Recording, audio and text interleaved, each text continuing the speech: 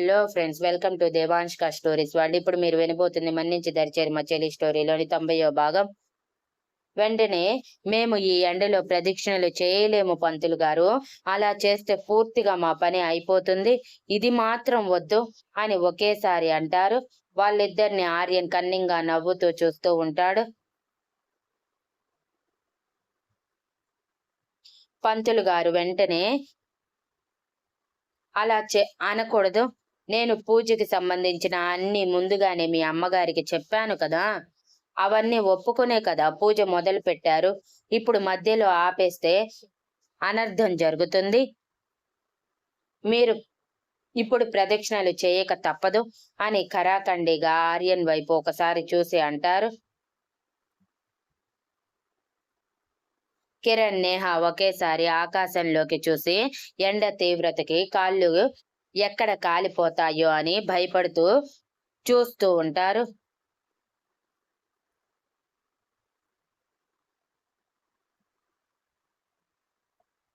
పంతులు గారు అలా చెప్పాక అందరికీ బాధగా అనిపించిన తప్పక శాంతి గారు కోపంగా, చెప్పింది చేయండి, ఇది మీకోసం చేస్తుంటే మీరు చేయనంటారు ఏంటి? కిరణ్, నువ్వు దానిని తీసుకువెళ్లి ప్రదక్షిణలు పూర్తి చేశాకే ఇక్కడికి రండి. అయినా ఈ ఒక్కసారికి ప్రదక్షిణలు చేస్తే ఏమీ కాదు అని చెప్పి ఇద్దరిని బలవంతంగా పంపిస్తుంది. ఇద్దరు ఉసూరుమంటూ కాళ్ళు మంటలు పుడుతున్నా, బొబ్బలు వస్తున్నా శాంతి గారు గట్టిగా వార్నింగ్ ఇవ్వటం వలన ఏడ్చుకుంటూ ఒకరినొకరు ఓదార్చుకుంటూ అప్పుడప్పుడు కూర్చుని అలుపు తీర్చుకుంటూ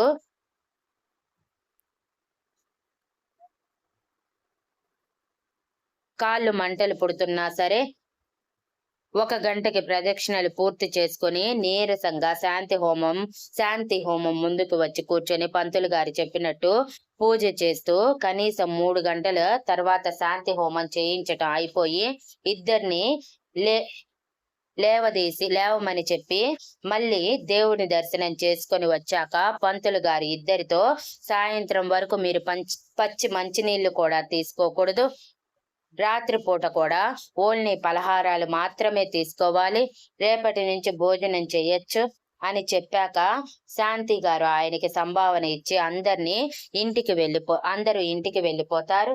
నేహ రూమ్ కి వెళ్లి ఏడుస్తూ కాళ్ళు చూసుకుంటూ ఉంటే ఆర్యన్ నేహ రూమ్ లోకి వచ్చి, ఎలా ఉంది నా పనిష్మెంట్ నేహ అని నవ్వుతూ అడుగుతాడు. నేహ షాక్ అయ్యి, నీ పనిష్మెంట్ ఏంటి ఆర్యన్, అసలు ఏ పనిష్మెంట్ ఇచ్చావు నువ్వు అని అయోమయంగా అడుగుతుంది.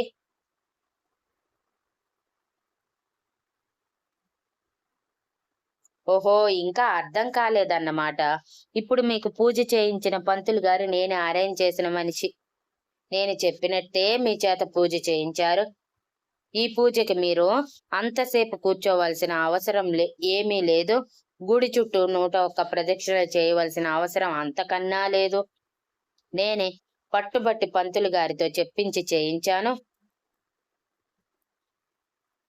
ఎండలో తిరిగితే ఎలా ఉంటుందో మీకు తెలియాలి కదా అని కోపంగా అంటాడు.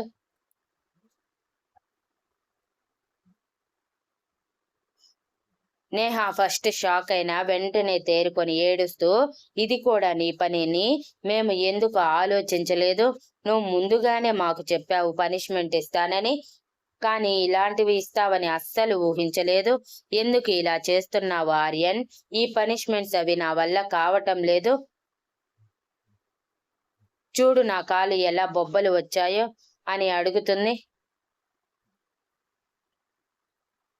పర్వాలేదు, ఈ మాత్రానికి ఏమి కరిగిపోవులే. ఇక నాది లాస్ట్ పనిష్మెంట్ ఒకటి ఉంది, అది కూడా పెళ్లిలోపు ఇచ్చేస్తాను, అనుభవించటానికి రెడీగా ఉండండి. అది కూడా మీ ఇద్దరికి కలిపే ఉంటుంది. నీకు కాబోయే మొగుడికి ఇన్ఫర్మేషన్ ఇచ్చుకో, ఎప్పుడు ఎక్కడ ఎలాంటి పనిష్మెంట్ ఇస్తానని మీరు ఆలోచిస్తూ జుట్టు పీక్కుంటూ టెన్షన్ గా ఉండాలి. అది నాకు కావాలి. ఇన్ని రోజులు నీకు ఆరోహి గురించి కనీసం ఆలోచన కూడా రాకుండా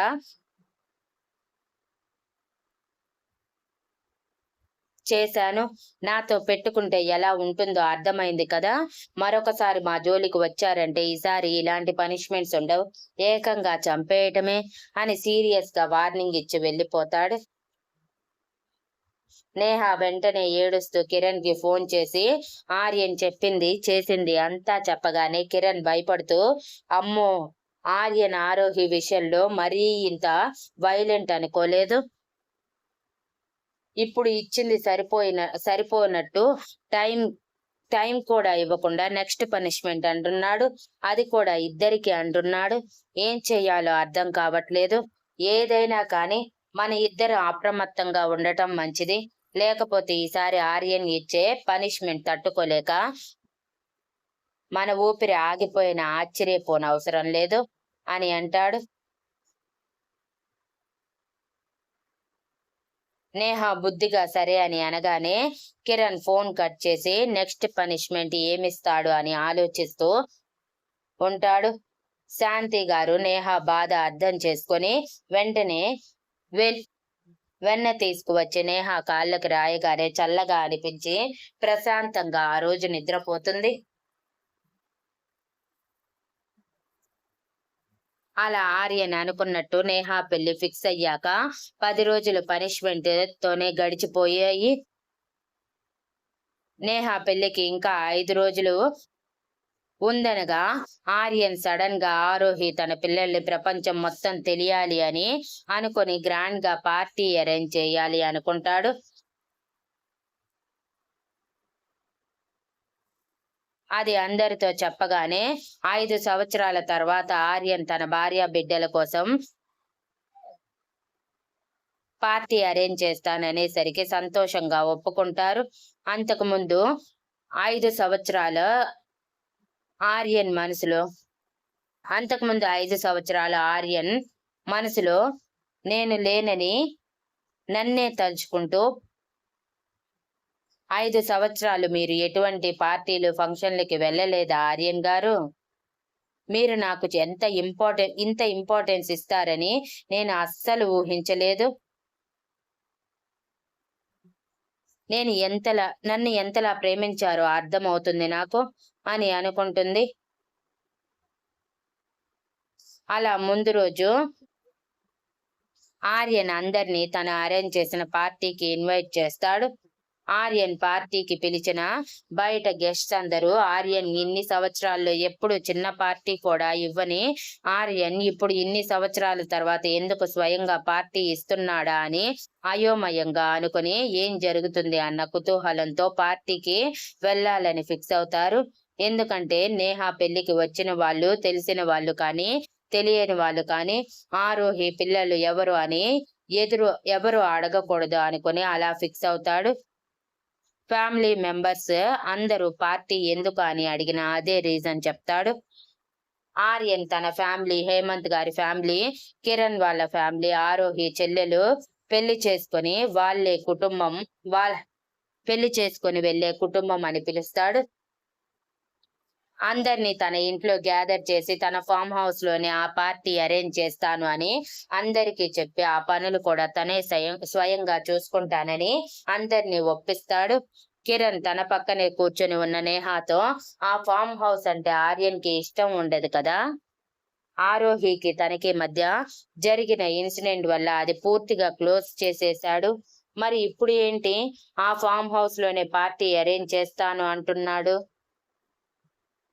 ఇందులో ఏమైనా మతలబ్ ఉందా అని డౌట్ గా అంటాడు. నేహ కిరణ్ వైపు కోపంగా చూస్తూ, నీకు ఇంకా తెలియదు కదా, ఆర్యన్ ఆరోహి ఇద్దరి పెళ్ళయ్యాక ఫస్ట్ నైట్ చేసుకుంది ఆ ఫామ్ హౌస్ లోనే. ఇప్పుడు ఆర్యన్ దానిని మెరుగులు దిద్దించాడు. అది వాళ్ళ మొదటి కలయిక గుర్తుగా ఆరోహికి గిఫ్ట్ కూడా చేశాడు.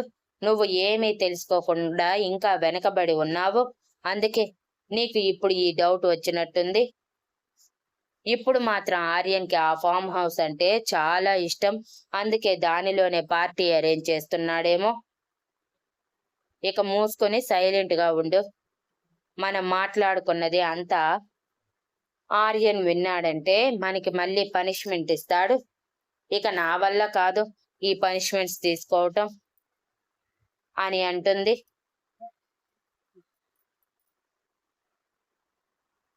ఆర్యన్ ఇద్దరిని గమనించి కన్నింగా నవ్వుకుంటాడు. అందరూ తప్పకుండా రావాలని చెప్పి అందరి చేత అక్కడే డిన్నర్ చేయించి పంపిస్తాడు.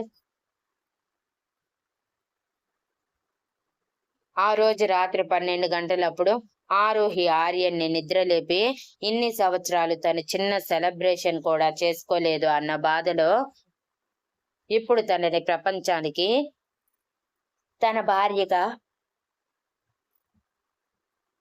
పిల్లల్ని వాళ్ళ పిల్లలుగా పరిచయం చేస్తాను అన్న ఆనందంలో తను ముందుగానే రెడీ చేసి పెట్టుకున్న కేక్ నుంచి ఆర్యన్ నిద్రపోయాక టీ టేబుల్ మీద రోజ్ పెటల్స్ తో అందంగా డెకరేట్ చేసి దాని మీద ఆర్యన్ ఆరోహి పేర్లు అందంగా డెకరేట్ చేసి రాసి పెడుతుంది.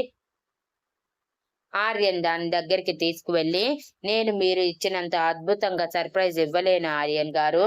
నాకు నచ్చినట్టుగా నేనే మీకోసం మీ ఫేవరెట్ వెనీలా కేక్ రెడీ చేశాను. ఇన్ని సంవత్సరాలు మీరు ఏమీ సెలబ్రేట్ చేసుకోలేదు కదా, అందుకే ఈ 5 సంవత్సరాల తర్వాత కూడా నాతోనే మీరు ఫస్ట్ సెలబ్రేట్ చేసుకోవాలి అన్న చిన్న స్వార్థంతో ఇలా చేశాను. ఎలా ఉందో చెప్పండి అని సంతోషంగా నవ్వుతూ అడుగుతుంది. ఆర్యన్ ప్రేమగా ఆరోహి మొహాన్ని 2 చేతుల్లోకి తీసుకొని, నువ్వు నా పక్కన ఉండటమే నాకు నువ్విచ్చే అతిపెద్ద సర్ప్రైజ్ ఆరోహి. అంతకు మించి నీ నుంచి నేను ఏది ఆశించను. నువ్వు ప్రేమతో ఈ కేక్ చేశావు కాబట్టి ఖచ్చితంగా అద్భుతంగా ఉంటుంది అని చిన్న చిరునవ్వుతో అన్నాడు.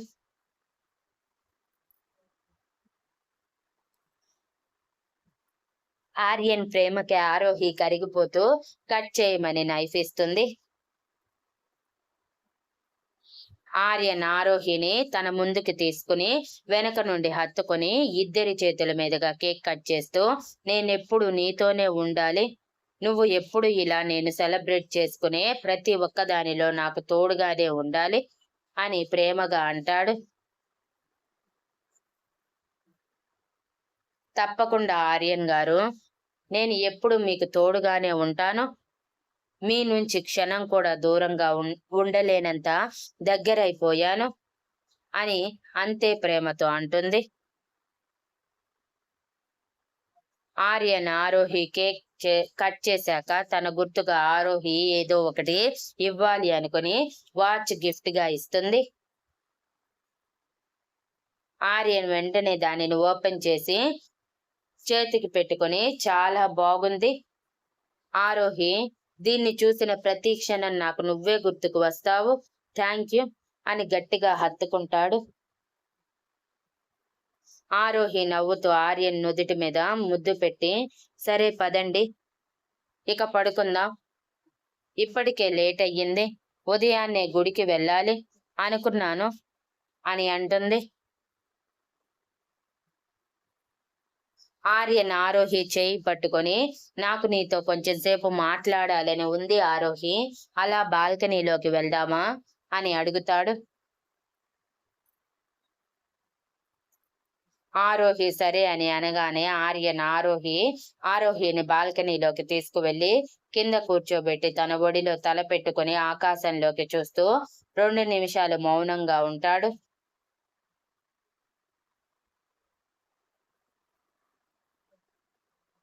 Thank you for listening and please like, share, comment and subscribe.